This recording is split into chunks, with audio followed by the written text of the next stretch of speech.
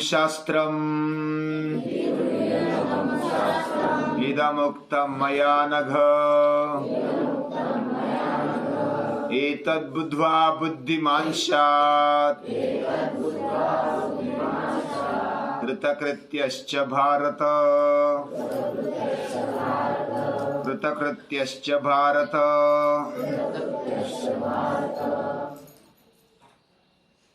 आजकल दुनिया में जो भी अपना जीवन जीते हैं वह खाओ पियो मजा करो, जीवन में जो भी भोग भोगना है भोगो और बस हो गया जीवन, बाल बच्चे हो गए, गाड़ी बंगला, खाना पीना घूमना, ये हो गया तो कृतकृत्यता मिल गई, ऐसा मानने वाले लोग बहुत हैं। लेकिन जब हम किसी भोग को भोगते हैं तो उसका परिणाम दुख होता है जब अधिक भोगा जाता है। और ये हमारा अनुभव है। जिन्होंने दिवाली के दिनों में थोड़ा ज्यादा खा लिया या तो इधर उधर खा लिया, अतिरेक कर लिया, उसका परिणाम वो तो हम निरीक्षण कर सकते हैं, अनुभव कर सकते हैं। जैसा खाने पीने के बारे में है वैसा बाकी इंद्रियों के भी बारे में है, मन के बारे में भी है। उसको कभी अतिरेक अधिक ऐसा कुछ दे दिया तो वो अस्वस्थ हो जाता है, शरीर भी अस्वस्थ हो जाता है, पचता नहीं, विष बन जाता है अंदर, फिर डिसेंट्री हो जाती है, उल्टी होने लगती है, शरीर सहन नहीं करता, उसको कब ऐसा बाहर निकाले ऐसा लगता है। शरीर भी सहन नहीं करता, वो अस्वस्थ हो जाता है, अंतःकरण भी सहन नहीं करता, वो अस्वस्थ हो जाता है जब अशुद्ध हो जाता है। लेकिन हम केवल इंद्रियों के पीछे लगकर उसमें ही कृतकृत्यता मानते हैं। लेकिन श्रीमद् भगवद गीता कहती है कृतकृत्य कौन है? जो इस गूढ़ शास्त्र को जानता है। इति गुह्यतमं शास्त्रम, गहरे से गहरा ऐसा ये शास्त्र। गुह्यतम, तरतम, तम यानी सुपरलेटिव डिग्री। सुपरलेटिव डिग्री में इससे बढ़िया गूढ़ या तो गहरा ऐसा शास्त्र हो नहीं सकता, ऐसा इसका अर्थ है। जो अभी तक मैंने बताया, भगवान श्री कृष्ण ने जो गीता शास्त्र बताया, वह हे अनघ, हे अर्जुन, हे निष्पाप अर्जुन, ये जो गूढ़ शास्त्र है ये गीता शास्त्र है, गूढ़तम है, गुह्यतम है।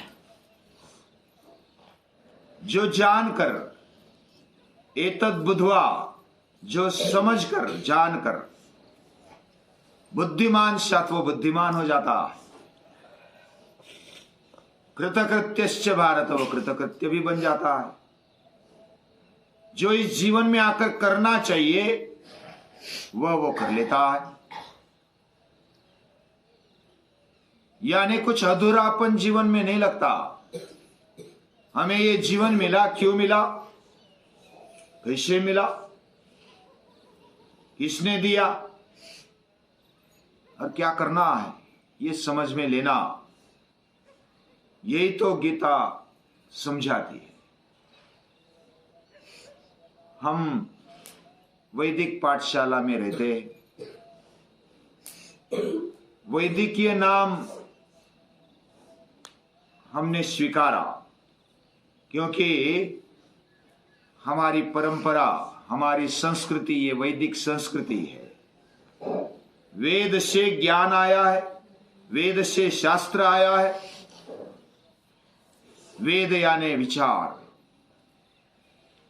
वेद यानी जो ज्ञान है, वो ज्ञान हमारे जीवन में हो हमारी समझ बढ़े, और यही तो हमारे जीवन को दिशा देने वाली बात होती है। इतने सारे वेद, 4 वेद है, 4 उपवेद है, वेदांग है, ये 14 विद्या और बहुत सारे और भी शास्त्र है। उसको जानकर हम हमारे जीवन को समझने का प्रयास करते हैं, लेकिन इतना कौन पढ़ेगा? और पढ़ने के लिए और अभ्यास करना पड़ता है। समझने के लिए वेदों की भाषा भी कठिन है हमारे लिए। जिन्होंने संस्कृत पढ़ा, संस्कृत व्याकरण पढ़ा, उनके लिए भी कठिन होती है, तो हमारे लिए और कठिन होगी। तो वेदों को हम इतना पढ़ नहीं पाएंगे। जो अभ्यास करेंगे वो पढ़ेंगे भी, पढ़ना भी चाहिए, लेकिन हमारे जैसे सामान्य कहाँ वेदों को पढ़ेंगे, कहाँ उपवेदों को पढ़ेंगे, कहाँ शास्त्रों को पढ़ेंगे? इतना सारा समय भी कहाँ है हमारे पास। तो भगवान श्री कृष्ण ने विचार करते हुए अर्जुन को गीता बताई, श्रीमद् भगवद गीता। और महाभारत में महर्षि वेदव्यास जी ने उसको ग्रथित किया। व्यासेन ग्रथिताम पुराण मुनिनाम मध्ये महाभारतम। ऐसी ये गीता पढ़ेंगे तो ये सर्वशास्त्रमय गीता है। सर्वोपनिषदो गाओ दुग्धा गोपाल नंदना, पार्थो वत्सः सुधीर भोक्ता दुग्धम गीतामृतम महत्। ये उपनिषदों का सार है। उपनिषद रूपी गाय, उसको दोहने वाला भगवान श्री कृष्ण, और उसका दूध पीने वाला, दुग्धामृत पीने वाला, गीतामृत पीने वाला ये अर्जुन है। और अर्जुन को माध्यम बनाते हुए भगवान श्री कृष्ण ने पूरे मानव मात्र को बताई, ऐसी ये गीता है। और भगवान स्वयं भगवान श्री कृष्ण है, यानी स्वयं भगवान ने बताई मानव जीवन कैसा होना चाहिए, ये इसमें बताया। ये गीता केवल तत्व ज्ञान नहीं है। गीता केवल भक्ति या तो ज्ञान नहीं समझाती, या तो कर्मयोग नहीं समझाती। वह जीवन ग्रंथ है, जीवन शास्त्र है। ऐसी ये गीता है। और गीता 700 श्लोकों में है, बहुत ही कम श्लोकों में संक्षिप्त रूप में उसको ग्रथित किया हुआ है। और इतने कम श्लोकों में इतना बढ़िया शास्त्र, पूरे वेदों में जो बताया, उपनिषदों में जो बताया, सभी शास्त्रों में जो बताया, वह सब गीता में है। तो गीता पढ़कर बाकी पढ़ने की आवश्यकता नहीं होती। हमारी बुद्धि को और धार लगाने के लिए पढ़ना चाहिए, हमारा शब्द भंडार बढ़ने के लिए बाकी भी पढ़ना चाहिए, लेकिन इतना समय जिसके पास नहीं है उसने गीता पढ़नी चाहिए। और गीता है हमारे लिए, मानव के लिए। जो इधर रहता है, इधर यानी पृथ्वी पर, या तो समझो कि हमारा नासिक जिला, महाराष्ट्र, भारत देश, उसके बाद आशिया खंड, पूरी दुनिया में जो भी रहते, उन सभी के लिए, पूरे मानव मात्र के लिए गीता एक शास्त्र है। और गीता एक मार्गदर्शक ऐसा ग्रंथ है। ये पढ़ेंगे तो हमारे जीवन में जो भी शास्त्र पढ़ने के कारण हमारी बुद्धि जैसे बनती है, समझने लगती है, स्पष्ट हो जाती है, वैसा ही गीता पढ़ने के बाद हमारे जीवन में स्पष्टता आने लगती है। और इसलिए गीता भगवान ने दी हुई, और वो शास्त्र है, गुह्यतम ऐसा शास्त्र है। शास्त्र किसको कहा जाता है? 5000 साल पहले भगवान ने ये गीता बताई। उस समय जैसे वो लागू थी, उसका शब्द और शब्द उस समय मार्गदर्शन कर रहा था, आज भी वैसा ही मार्गदर्शन करने की वो ताकत रखता है। हमारे जीवन को मार्गदर्शन करता है। और आगे भी 5000 साल बाद या तो और हजारों साल बाद भी जब तक मानव मात्र इस दुनिया में है तब तक मार्गदर्शन करने की ताकत इस गीता में है। इसलिए त्रिकाला बाधित शास्त्र कैसा होता है, तीनों काल में उसको बाधा नहीं आती। पूरे मानव मात्र का अभ्यास करते हुए ये गीता बताई है। ये गीता का अभ्यास करेंगे तो पूरे मानव मात्र का अभ्यास हो जाएगा, पूरी मानवता का अभ्यास हो जाएगा। हमने हमारा अभ्यास किया, खुद का अभ्यास किया, मानव का अभ्यास किया, मानव मन का अभ्यास किया, उसकी बुद्धि का अंतःकरण का अभ्यास किया, उसके आसपास जो भी पहलू है उसका अभ्यास किया, तो सभी का अभ्यास करने जैसा है। इसलिए गीता का अभ्यास होना चाहिए। इसलिए शास्त्र का दूसरा अर्थ होता है शासन करने वाला, जो सत्ता जमा सकता है, शासन कर सकता है, ऐसा ये शास्त्र है। इसका एक एक वाक्य हमारे जीवन पर, पूरे मानव मात्र पर शासन करने की ताकत रखता है, हमें राजा बना देता है। उसको अपने जीवन में लाएंगे तो हमारी भी जो ताकत है वो बढ़ेगी, हमारी पात्रता बढ़ेगी और बढ़ते जाएगी। जो सोया हुआ को उठाने वाली ये गीता है, जो उठा हुआ है उसको चलाने वाली गीता है, चलाने वाले को दौड़ाने वाली गीता है। ऐसा एक एक स्टेप बाय स्टेप आगे जाकर के भगवान तक प्राप्त करने की ताकत हमारे जीवन में है, ऐसा बताने वाली ये गीता है। गीता सभी के लिए, छोटे बच्चे से लेकर के बड़े बूढ़े तक ये गीता है।